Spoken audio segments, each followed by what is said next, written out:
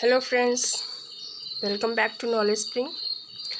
आज के इस वीडियो में हम ब्लूम्स टेक्सोनॉमी के साइकोमोटर डोमेन के बारे में डिस्कस करेंगे।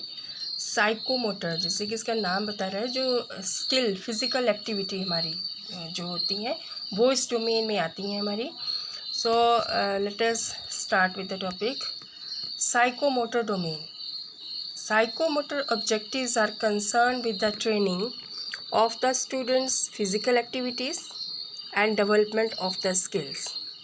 यानी कि जो भी स्किल होती हैं हमारी, जो हम हाथ से करते हैं, जो बॉडीली जो एक्टिविटी होती है हमारी, जो ट्रेनिंग के द्वारा हम चीज़ों को सीखते हैं, स्टूडेंट लर्नर की जो प्रैक्टिकल या परफॉर्मेंस होती है वो हमारी साइकोमोटर डोमेन में आती है।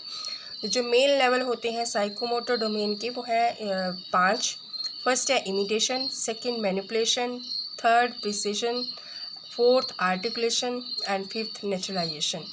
तो इनको हम एक एक करके डिस्कस करेंगे। पहला है हमारा इमिटेशन। इमिटेशन से हम क्या समझते हैं? For learning of psychomotor activity. Psychomotor activity जैसे हम ड्राइंग करते हैं, हाथ के बच्चे की जो स्किल है ड्राइंग किस तरह से करनी है। For serving skill in maths की मैथमेटिक्स में ज्योमेट्री में अगर हमने एंगल ड्रॉ करने हैं, लाइन ड्रॉ करनी है, तो उसको हम किस तरह से ड्रॉ करते हैं या किस तरह से उसको इमिटेट करते हैं। अब ये जो हम जैसे ड्राइंग करते हैं, एक लाइन खींचते हैं, सर्कल ड्रॉ करते हैं, इसको बच्चा जो है वो इमिटेट करता है। जो ऑब्जर्व एक्ट्स होते हैं, जैसे एक अध्यापक को वो देखता है, टीचर को देखता है किस तरह से टीचर ने ड्रॉ की है, उस काम कैसे किया है, तो उसको वो इमिटेट करता है। सो उसको करने के बाद ही फील्स एन इनर पुश और an impulse to imitate action. जैसे अंदर से उसको ये भावना आती है कि मैं, जैसे मेरे अध्यापक ने किया है, मेरे टीचर ने मुझे बताया है, उसको उस काम को उस तरह से करूं, वैसे पिक्चर जो है ड्रॉ करूं, वैसे अपनी लाइंस एंगल जो है वो उनको बनाऊं। So it is followed by the overt repetition of demonstrative behaviour. यानी कि कैसे बच्चा जो है उसको फॉलो करता है, कैसे उस चीज़ में को वो मास्टरी हासिल करता है, वो उसको रिपीट करता है, रेपिटेशन करता है उस डिमॉन्स्ट्रेटेड बिहेवियर की जो अध्यापक ने क्लासरूम में बताया होता है। जैसे अध्यापक ने ब्लैक बोर्ड पर ड्रॉ किया है तो बच्चा उसी चीज़ को, उसी पैटर्न को फॉलो करता हुआ उस चीज़ को सीखेगा, अपनी जो एक्टिविटी है, फिजिकल एक्टिविटी है, स्किल है, उसको सीखेगा। नेक्स्ट आता है मैनिपुलेशन।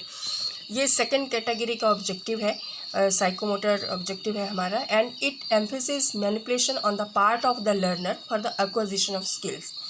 कि जब जो लर्नर है, स्टूडेंट है, स्किल को अक्वायर करता है, तो वहाँ पर जो उसके एक्ट्स हैं, जो उसके परफॉर्मेंस हैं, या जो स्किल्स वो सीखना चाहता है, अक्वायर करना चाहता है, उनमें मैनिपुलेशन के ऊपर फोकस किया जाता है या एम्फेसिस किया जाता है।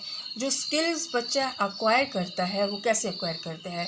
डायरेक्शन से, जैसे उसको बताया जाता है। परफॉर्मिंग सिलेक्टेड एक्शन, जैसे बच्चा जब भी कोई काम करता है तो बहुत सारे उसके रिस्पॉन्सेज होते हैं, कोई रॉन्ग रिस्पॉन्सेज होते हैं, कोई सही होते हैं, तो उनमें से जो सिलेक्टेड एक्शन, जो सही उसके एक्शन होते हैं, उनको वो करता है।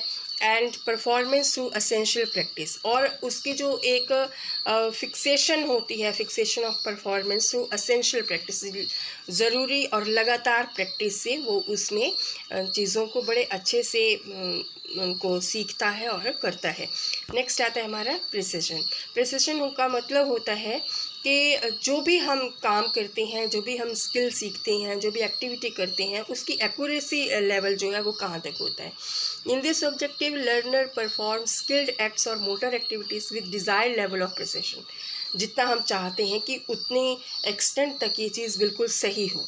और प्रिसिशन में it reach up to the higher level of refinement in reproducing a skilled act.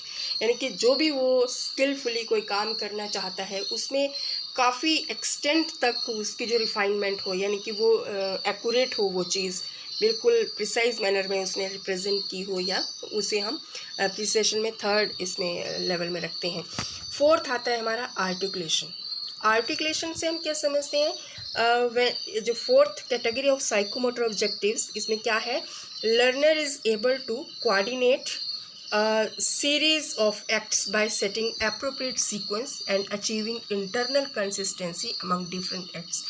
इसमें क्या है, जो स्टूडेंट है वो लर्नर है, जब वो बहुत सारे एक्ट्स जो है, बहुत सारे काम जो है एक सीरीज़ में करता है, उनके बीच में एक बहुत अच्छे से कोऑर्डिनेट करता है एप्रोप्रिएट सीक्वेंस में, यानी कि सही जो उसकी सीक्वेंस होती है सिस्टमेटिक वे में, ताकि उस जो डिफरेंट एक्ट्स हैं उनके बीच में एक सही मात्रा में इंटरनल कंसिस्टेंसी जो है वो बना सके। फॉर एग्जांपल, इसको हम ऐसे समझते हैं कि अगर हमने ड्राइविंग सीखनी है तो ड्राइविंग करने के लिए हमें बार बार पहले देखते हैं हम कि किस तरह से जो हमें सिखाते हैं वो उनको इमिटेट करते हैं।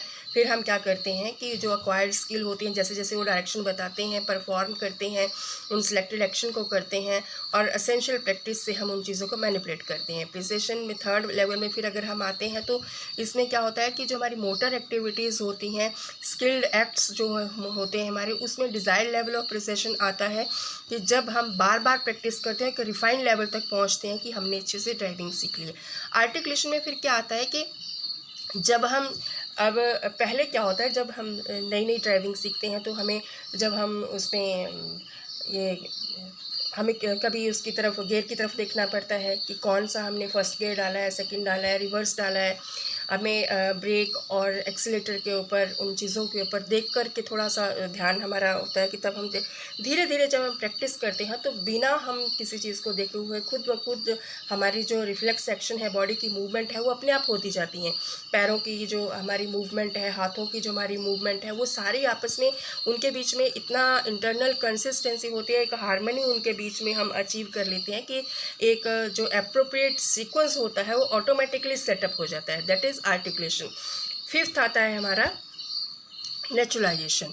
So it is the highest stage reached in terms of the development or proficiency needed in the learning of a skill।